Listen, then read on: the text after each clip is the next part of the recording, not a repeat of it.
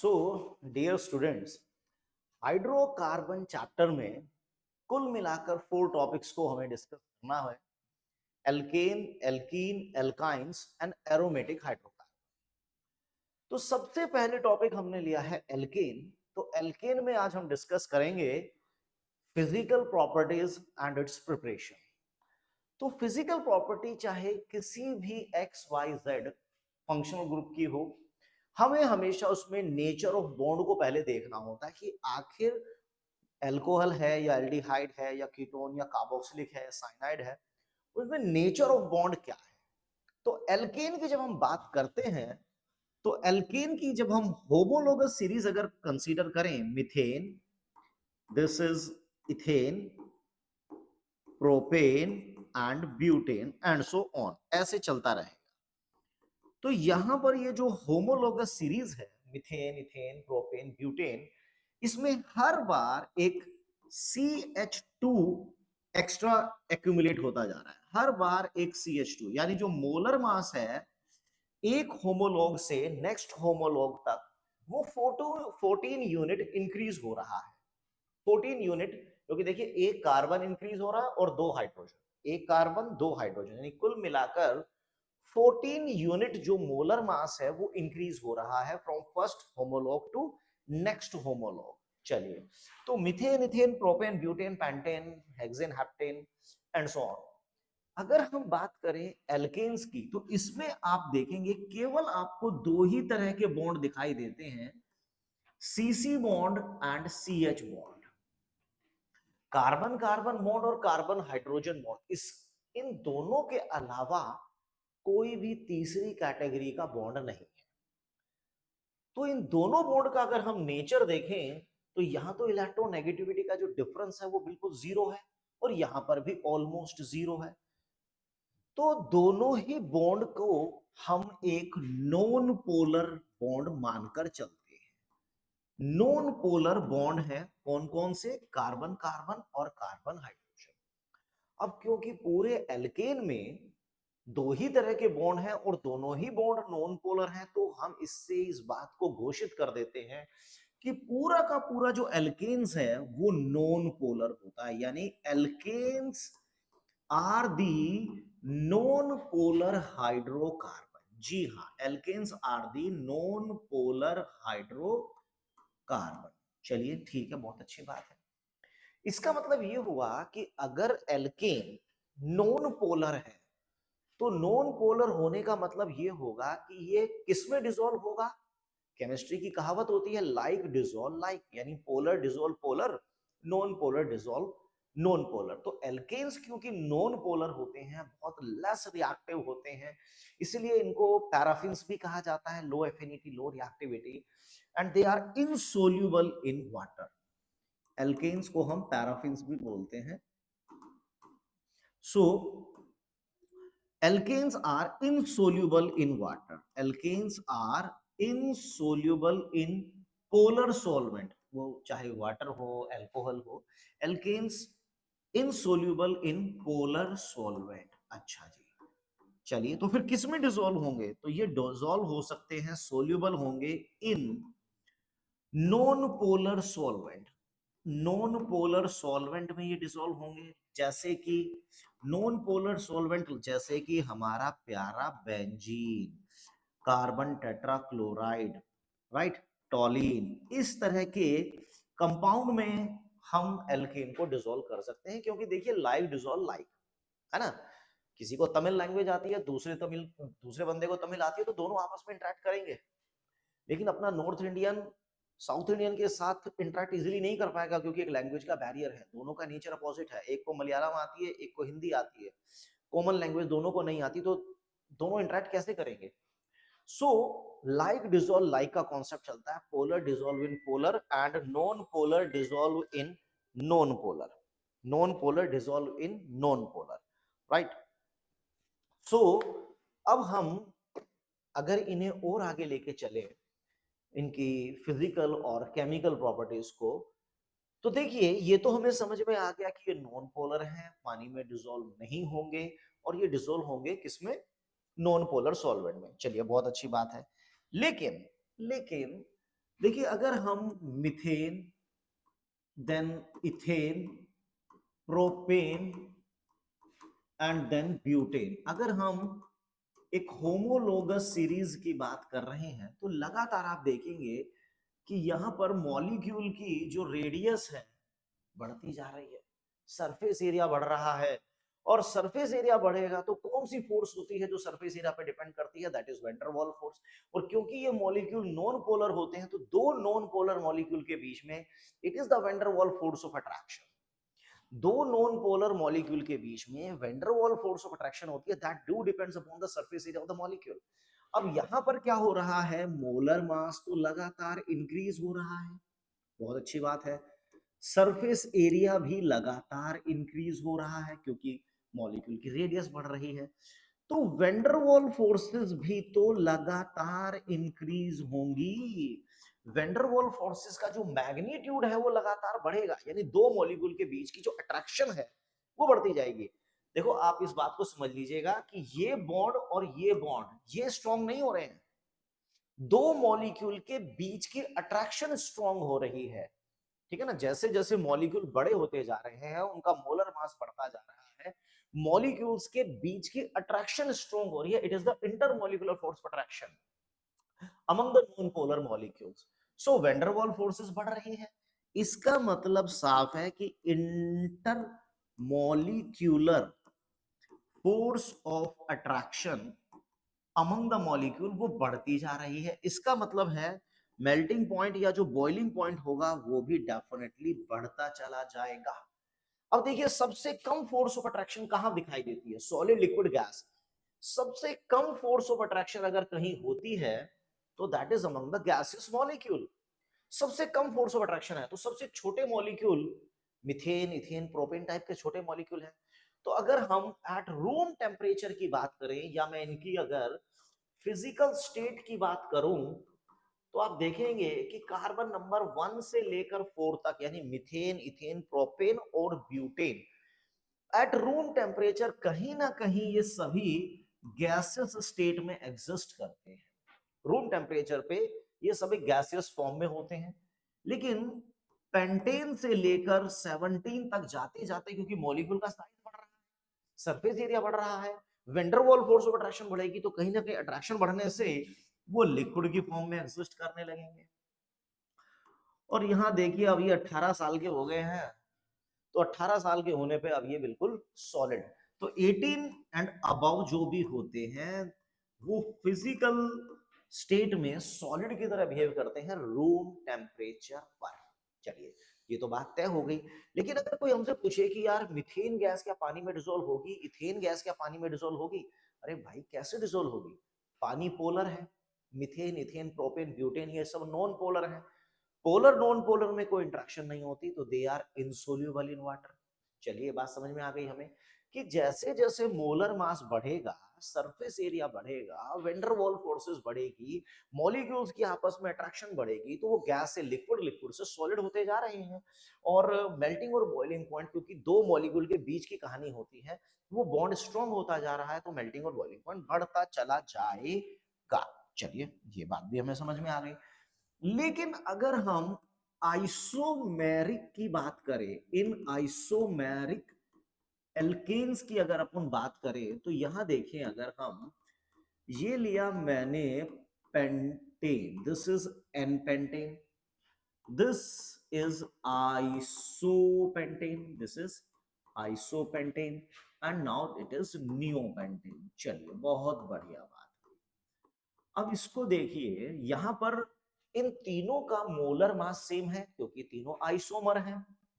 C5H12, C5 and H12, क्योंकि alkene में जितने कार्बन होते हैं उसके डबल से दो ज्यादा हाइड्रोजन होते हैं। This is the general formula of the alkene. लेकिन जो देखने वाली बात है वो ये है कि यहां पर मॉलिक्यूल का देखो सरफेस एरिया, रेडियस की बात कर रहा हूं, थोड़ा छोटा हो गया, रेडियस और छोटी हो गई। क्योंकि मॉलिक्यूल बेचारे स्फेरिकल शेप में होते हैं, जब रेडियस छोटी होगी तो सरफेस एरिया भी छोटा होगा। तो यहां पर जैसे जैसे ब्रांचिंग इंक्रीज हो रही है, जैसे जैसे ब्रांचिंग बढ़ रही है, surface area, surface area decrease हो रहा है, वेंडरवॉल फोर्सेस डिक्रीज हो रहा है, तो मेल्टिंग पॉइंट और बॉइलिंग पॉइंट डिक्रीज होगा, यानी मॉलिक्यूल की आपस में अट्रैक्शन, मॉलिक्यूल्स की जो आपस में अट्रैक्शन है वो वीक होगी, तो सॉल्वेंट में, पानी में तो कभी नहीं होंगे, नॉन पोलर सॉल्वेंट में भी जो सोल्युबिलिटी है वो बढ़ती चली जाएगी। देखो, डिसॉल्व होने का मतलब है अलग अलग हो जाना, सॉल्वेंट में जाने के बाद पार्टिकल अगर अलग अलग हो रहे हैं, इंट्रैक्शन कर रहे हैं, तो डिसॉल्व हो जाते हैं। तो यहां पर क्योंकि इंटरमोलिकुलर फोर्स ऑफ अट्रैक्शन बढ़ रही है, तो सोल्यूबिलिटी, सोल्यूबिलिटी इन नॉन पोलर सॉल्वेंट वो भी डेफिनेटली बढ़ती चली जाएगी, यानी एन पेंटेन से ज्यादा आइसोपेंटेन, उससे ज्यादा नियोपेंटेन।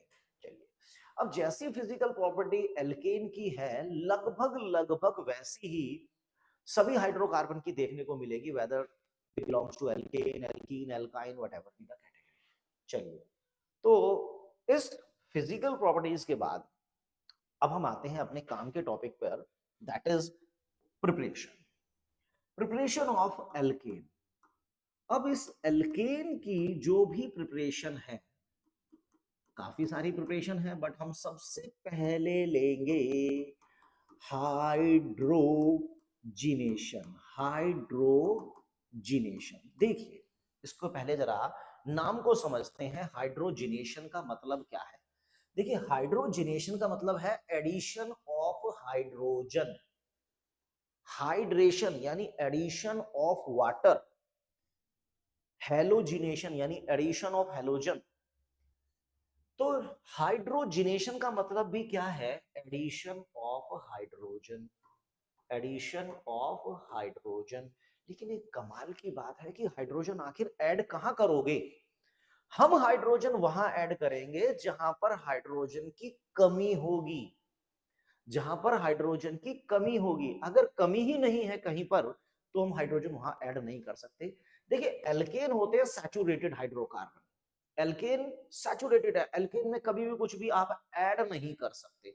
आप ऐड किस में करते हैं, आप अनसैचुरेटेड में, आप अनसैचुरेटेड हाइड्रोकार्बन में हाइड्रोजन ऐड करके उन्हें सैचुरेटेड बना सकते हैं।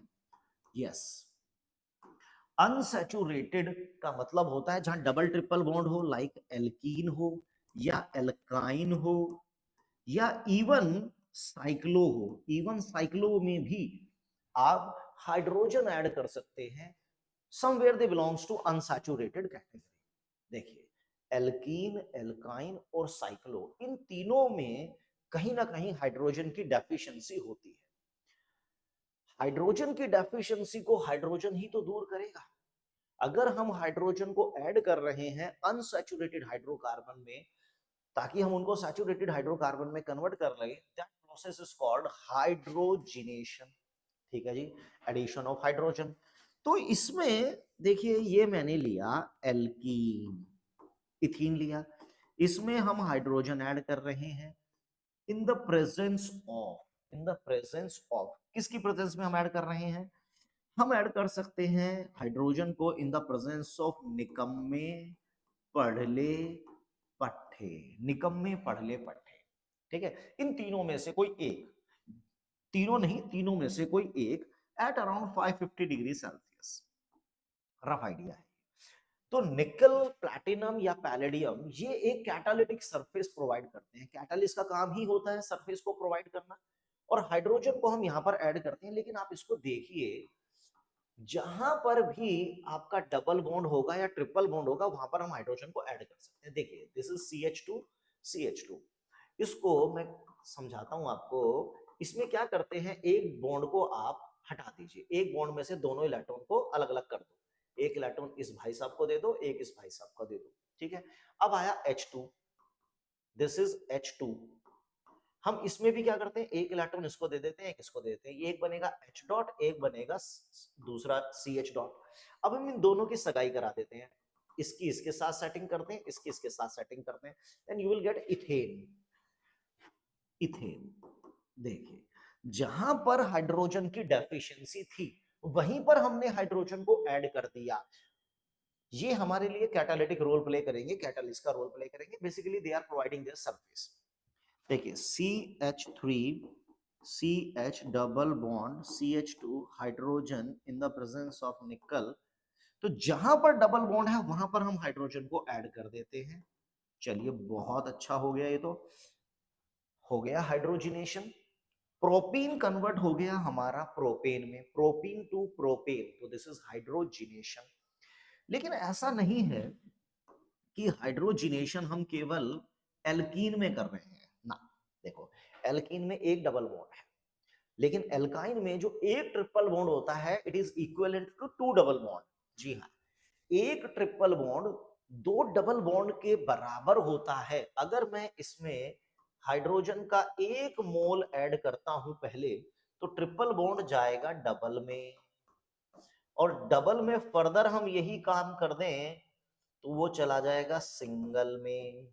यानी कि ट्रिपल बॉन्ड पहले डबल में, डबल से सिंगल में, ठीक है। लेकिन एक्चुअली में जब आप हाइड्रोजन सप्लाई करेंगे तो रिएक्शन यहां रुकता नहीं है, फाइनल कंपाउंड तक जाएगा। इसका मतलब ये हुआ कि लाइक दिस, कि अगर सपोज कीजिए मैंने प्रोपाइन लिया और इसमें 2 मोल ऑफ हाइड्रोजन हम ऐड कर देते हैं, 2 मोल्स ऑफ हाइड्रोजन, तो क्या होगा, यहां पर ये ट्रिपल बॉन्ड पूरी तरह सिंगल बॉन्ड में चला जाएगा, पूरी तरह सिंगल बॉन्ड में चला जाएगा, क्योंकि one triple bond is equivalent to two double bond. तो एक डबल बॉन्ड है तो 1 mole of H2, triple bond है तो 2 मोल ऑफ H2, राइट। हम इसको सपोज कीजिए एक एग्जांपल अगर हम ऐसा ले, दिस दिस एंड दिस, तो देखिए यहां पर कितने मोल ऑफ H2 लगेगा, 1 H2 इधर लगेगा, 1 H2 इधर लगेगा, तो it is 2 mole of H2 and you will gate butane. Butane हो गया।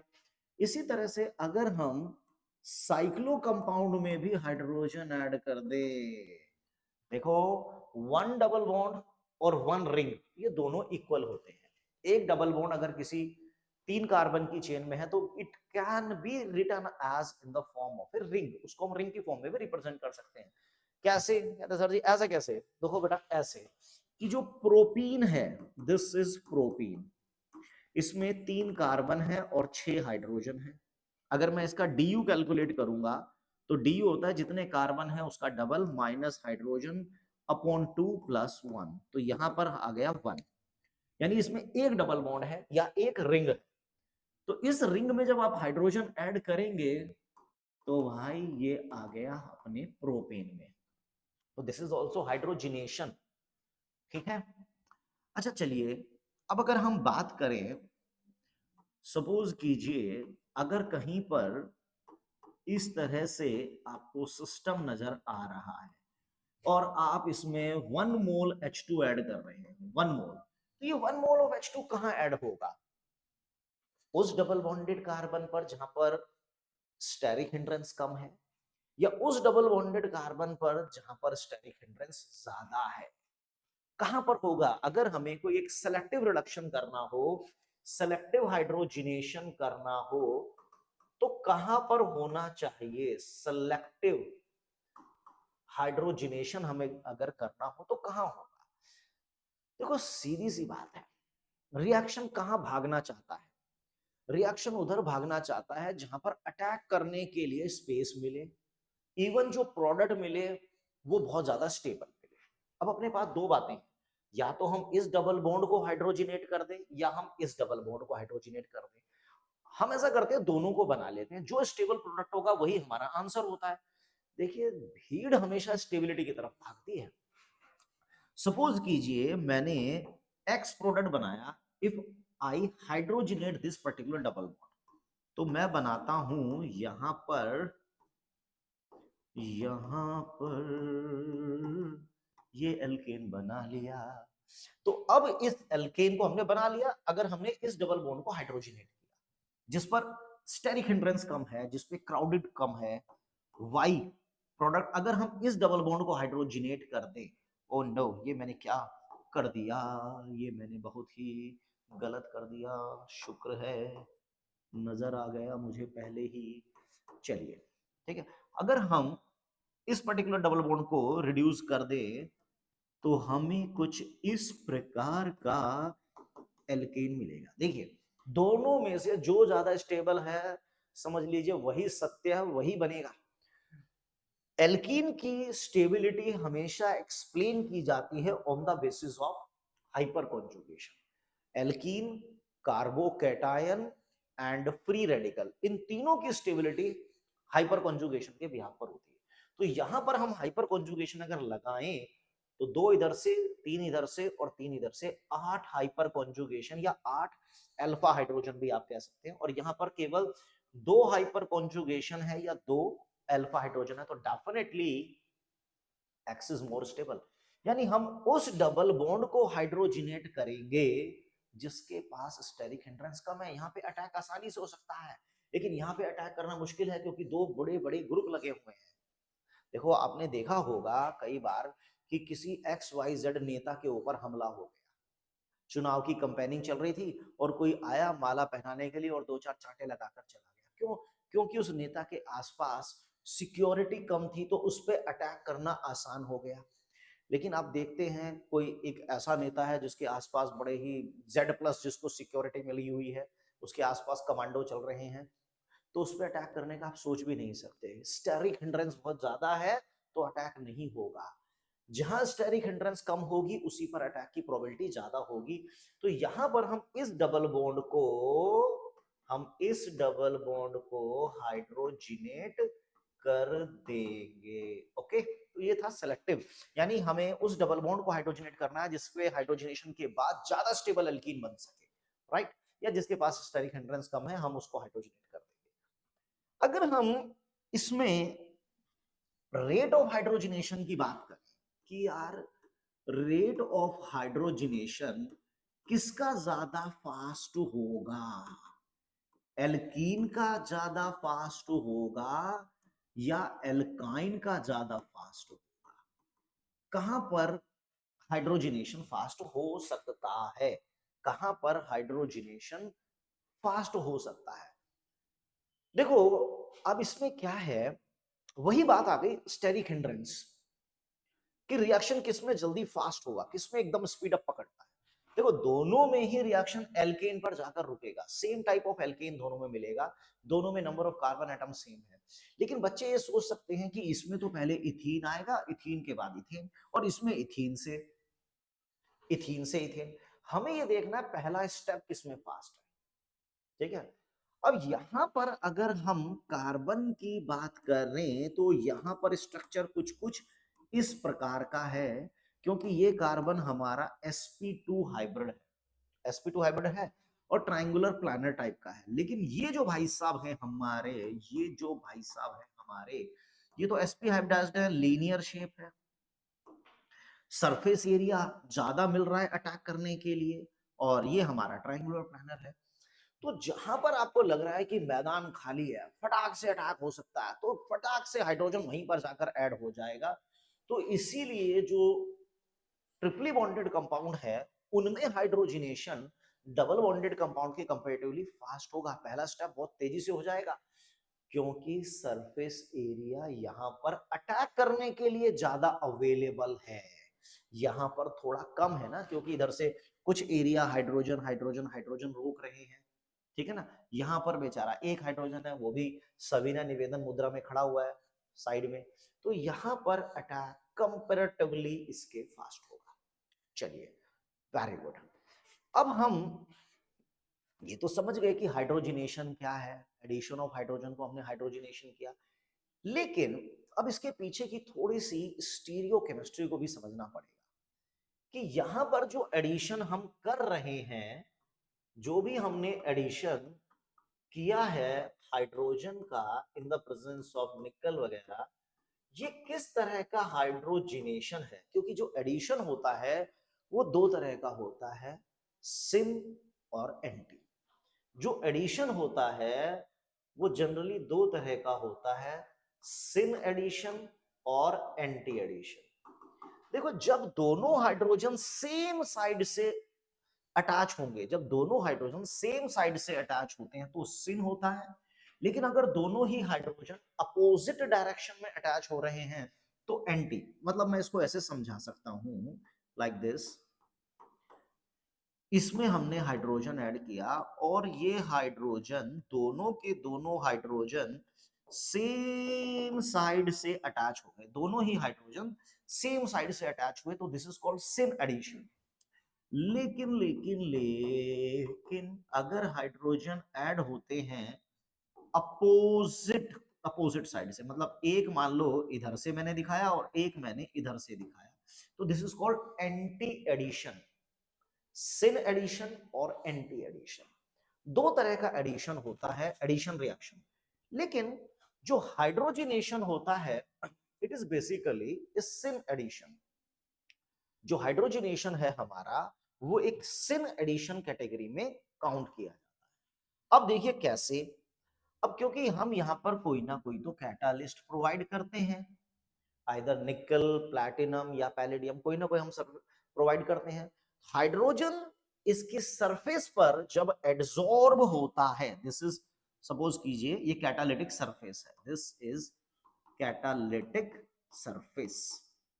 तो यहां पर जो हाइड्रो, क्योंकि जो भी टॉप सरफेस के एटम्स होते हैं, निकल के, प्लैटिनम के या XYZ कोई भी मेटल है जो कैटलिस्ट के तौर पर जिसे हम यूज कर रहे हैं, उसके टॉप सरफेस पर हमेशा जो एटम्स होते हैं उनकी वैलेंसी कभी भी फुल्ली सेटिस्फाइड नहीं होती, उनके पास कुछ फ्री वैलेंसीज अवेलेबल होती हैं, यानी वो कुछ बॉन्ड बनाने की ताकत, एबिलिटी, कैपेबिलिटी रखते हैं। तो क्या करते हैं, जो टॉप सरफेस के एटम होते हैं वो हाइड्रोजन के साथ कुछ अपने बॉन्ड बनाते हैं। This is called adsorption. Adsorption, adsorption कि निकल हो या प्लैटिनम या पैलेडियम, ये क्या करते हैं, हाइड्रोजन को अपनी सरफेस पर एडजॉर्ब कर लेते हैं।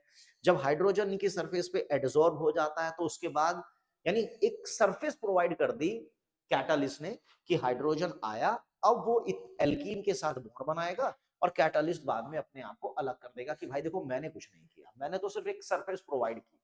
ठीक, और दोनों ही हाइड्रोजन सेम साइड से अटैच हो रहे हैं, तो कहीं ना कहीं ये सिन एडिशन की कैटेगरी में आता है। अच्छा, तो चलिए, अगर ये सिन एडिशन की कैटेगरी में आता है तो इसकी जरा एक स्टीरियो केमिस्ट्री को समझना बहुत जरूरी है। देखिए, अगर हम कोई सिमिट्रिकल सिमिट्रिकल एल्कीन लेते हैं, सिमिट्रिकल एल्कीन, जैसे कि जैसे कि जैसे कि ये एक सिमेट्रिकल एल्कीन है। अब मैं इसमें हाइड्रोजन ऐड करता हूं, लेकिन ये जो सिमेट्रिकल एल्कीन है ये सिस है या ट्रांस है, ये भी देखना बहुत जरूरी होगा। देखिए, हम क्या करते हैं, हम क्या करते हैं, चलिए ये हमने लिया पहले सिमेट्रिकल में सिस का केस लिया और इसमें हम हाइड्रोजन ऐड कर रहे हैं। तो कैसे करें, बहुत इजी है इसमें। देखिए, इसको क्या करना है, हाइड्रोजन तो ऐड हो जाएगा, हाइड्रोजन वहां ऐड होगा जहां उसको ऐड होने की जगह मिल जाएगी, नो प्रॉब्लम। देखिए, इसको ऐसा करते हैं, थोड़ा स्ट्रेच कर लो, एक बार स्ट्रेच कर लो, CH3 C double bond C और CH3 हाइड्रोजन हाइड्रोजन। चलिए, ठीक है, ऐसे मैंने इसको थोड़ा सा स्ट्रेच कर लिया, खींच लिया इसको। अब जहां पर आपको जगह खाली दिख रही है वहां पर ऐड कर दो हाइड्रोजन को, क्योंकि दोनों ही हाइड्रोजन हमें ऐड करने हैं, दोनों को एक एक कार्बन पे आप ऐड कर दीजिए। तो अब आप क्या देखेंगे, अब आप क्या देखेंगे, कुछ इस प्रकार का मॉलिक्यूल आपको नजर आएगा। ठीक है ना, ये आपने सिमेट्रिकल एल्कीन लिया, सिमेट्रिकल एल्कीन से आपको कुछ इस तरह का प्रोडक्ट मिल गया। अब इसकी स्टीरियो, अगर मैं केमिस्ट्री की बात करूं तो स्टीरियो केमिस्ट्री में इसमें तो फिलहाल कुछ बताना मुश्किल है, लेकिन अगर मैं इसको थोड़ा सा मॉडिफाई कर दूं, मैं एक और एग्जांपल लेता हूं जिसमें थोड़ा सा अगर मैं उसको मॉडिफाई कर दूं तो देखिए मुझे क्या मिलेगा। मैंने C double bond C Cl Cl CH3, चलिए ये हमने सिस एल्कीन लिया, हम इसमें हाइड्रोजनेशन कर रहे हैं, तो पहले इसको थोड़ा सा हम स्ट्रेच कर लेते हैं मॉलिक्यूल को, ताकि एडिशन के लिए हम जगह बना पाए। जी हाँ, अब जहां जगह खाली नजर आ रही है वहां पर हाइड्रोजन ऐड कर दीजिए। तो अब आप क्या देखेंगे, Cl Cl hydrogen hydrogen CH3। अब देखिए ये कंपाउंड कैसा कंपाउंड है, क्या ये कंपाउंड ऑप्टिकली एक्टिव है या नहीं? देखिए, ये कार्बन कायरल है, ये कार्बन कायरल है, लेकिन मॉलिक्यूल में प्लेन ऑफ सिमेट्री आ गई। ऐसा मॉलिक्यूल जिसमें दो दो कायरल कार्बन एटम है और प्लेन ऑफ सिमेट्री है, ऐसे कंपाउंड को शास्त्रों में मीजोमर कहा जाता है। मीजो यानी कि अगर सिस एल्कीन में सेम साइड से एडिशन होगा तो मीजो आएगा। Meso meso. लेकिन अगर ये ट्रांस एल्कीन होता, अगर यही एल्कीन ट्रांस होता तो चलिए, ये मैंने ट्रांस एल्कीन ले लिया, ठीक है। हम ट्रांस एल्कीन में हाइड्रोजनेशन करेंगे तो पहले अपन इसको स्ट्रेच कर लेते हैं एक बार जरा। देखे जरा, क्लोरीन क्लोरीन। अब हम इसमें हाइड्रोजन ऐड कर रहे हैं। देखो, इसमें कुछ दिक्कत नहीं है, जहां आपको जगह खाली दिखाई दे रही है वहां पर आप हाइड्रोजन लगा दो। चलिए, हमने हाइड्रोजन को लगा दिया, एक इधर एक इधर, ये बन गया CH3। Now what type of compound it is? देखिए, इसमें कायरल कार्बन है, इधर भी कायरल कार्बन है, लेकिन कोई प्लेन ऑफ सिमेट्री नहीं है। कोई प्लेन ऑफ सिमेट्री नहीं है, तो ऐसा भी हो सकता था, ऐसा भी हो सकता है कि इसकी एक मिरर इमेज भी हमें मिले। देखो, HCl HCH3, यानी कि ये एक दूसरे की मिरर इमेज है। अगर एक डेक्स्ट्रो है तो दूसरा लीवो होगा। Such type of mixture called racemic mixture. Racemic, इसका मतलब यहां पर क्या हुआ कि अगर हम सिस सिमेट्रिकल की बात हो रही है, मैंने सिमेट्रिकल एल्कीन लिया है, सिमेट्रिकल एल्कीन में अगर सिस में आपने सिन एडिशन किया है तो आपको मीजो मिलता है, और ट्रांस में आपने सिन एडिशन किया, ट्रांस में आपने सिन एडिशन किया तो रासमिक। अब देखिए, दो शॉर्टकट मैं आपको बताता हूं, एक है कार और एक है ट्रैम। कार एंड ट्रैम, इसका मतलब क्या हुआ? C for cis, A for anti और R फॉर रासमिक। यानी कि अगर आप सिस एल्कीन में एंटी एडिशन करते हैं, सिस में एंटी एडिशन तो रासमिक मिक्सचर मिलेगा, और अगर आप ट्रांस में एंटी एडिशन करते हैं तो मीजो। अगर आप ट्रांस में एंटी एडिशन करेंगे तो मीजो मीजो। तो इसका मतलब अब इससे उल्टा कर दो, इससे उल्टा कर दो, यानी कि सिस में अगर सिन एडिशन हुआ तो मीजो आ जाएगा, और ट्रांस में अगर ट्रांस में सिन एडिशन हुआ तो रैसमिक आ जाएगा। उल्टा कर देना है हमें।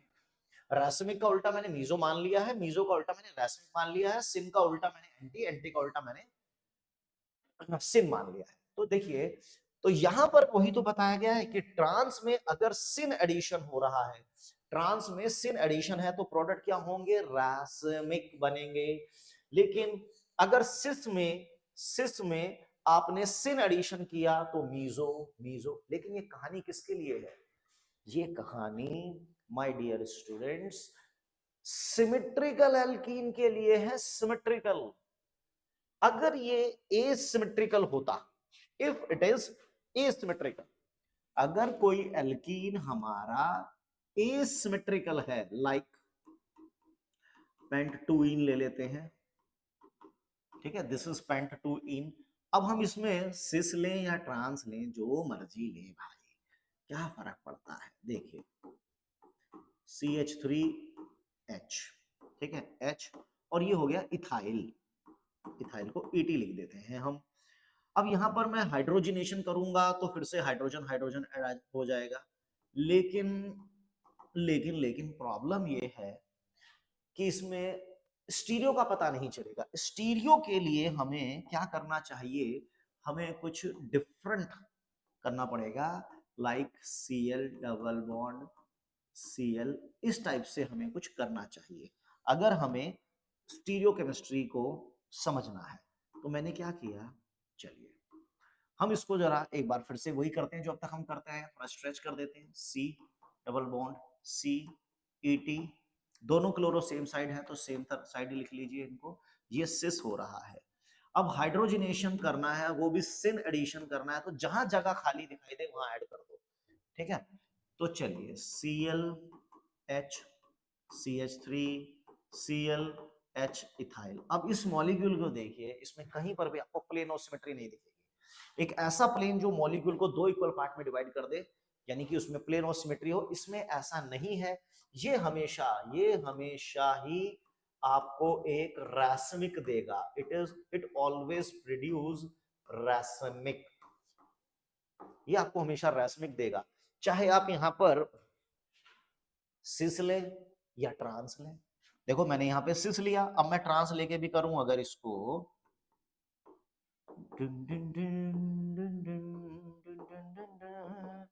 चलिए अपन इसको पहले स्ट्रेच मार देते हैं। CH3 C double bond C ethyl, एक क्लोरो लेफ्ट में एक क्लोरो राइट में, हाइड्रोजन हम इसमें ऐड कर ही रहे हैं। जहां जगह खाली नजर आ रही है वहीं पे हाइड्रोजन लगा देंगे। लगा दिया तो देखो इसमें किसी भी तरह की कोई प्लेन ऑफ सिमेट्री नहीं है, ये ऑप्टिकली एक्टिव है। तो ऐसे हमें दो मॉलिक्यूल जरूर मिलेंगे और वो दोनों ही एक दूसरे की क्या होंगे, मिरर इमेज होंगे। दोनों ही एक दूसरे के मिरर इमेज होंगे। तो माय डियर स्टूडेंट्स, ये बन गया रैसमिक मिक्सचर। रैसमिक मिक्सचर, देखिए रैसमिक मिक्सचर या इनैंशियोमर, डायस्टीरियोमर, मीजोमर, इन सब के लिए आपको ऑप्टिकल आइसोमेरिज्म की अच्छी खासी नॉलेज होनी चाहिए, और उससे भी बेटर रहेगा कि आपको थोड़ी बहुत नॉलेज स्टीरियोकेमिस्ट्री की होनी चाहिए, राइट। तो चलिए ये हमने बात कर ली हाइड्रोजनेशन की, कि आखिर हम हाइड्रोजनेशन में एल्कीन को कन्वर्ट कर रहे हैं किसी तरीके से एल्केन में, या एल्काइंस को भी हम कन्वर्ट कर पा रहे हैं एल्केन में, इवन साइक्लो को भी हम कन्वर्ट कर पा रहे हैं। फिर हमने देखा कि इसका जो एडिशन है वो सिन एडिशन होता है। सिन एडिशन में ये जो कैटालिस्ट है उसका क्या रोल है, और सेलेक्टिव रिडक्शन अगर हमें करना है तो कहाँ होगा, एल्कीन में और एल्काइन में हाइड्रोजनेशन कहाँ फास्ट होगा। ये सारी की सारी चीजें हमने एल्केन की प्रिपरेशन, जो कि टॉपिक हमारा चल रहा था हाइड्रोजिनेशन, यहाँ पर हमने उसको डिस्कस कर डाला है। अब हाइड्रोजिनेशन के बाद हम इसमें इसकी प्रिपरेशन को थोड़ा और आगे बढ़ाएंगे। अब हम उसको नेक्स्ट वीडियो में कवर करते हैं। टिल देन थैंक यू, पढ़ते रहिए, आगे बढ़ते रहिए।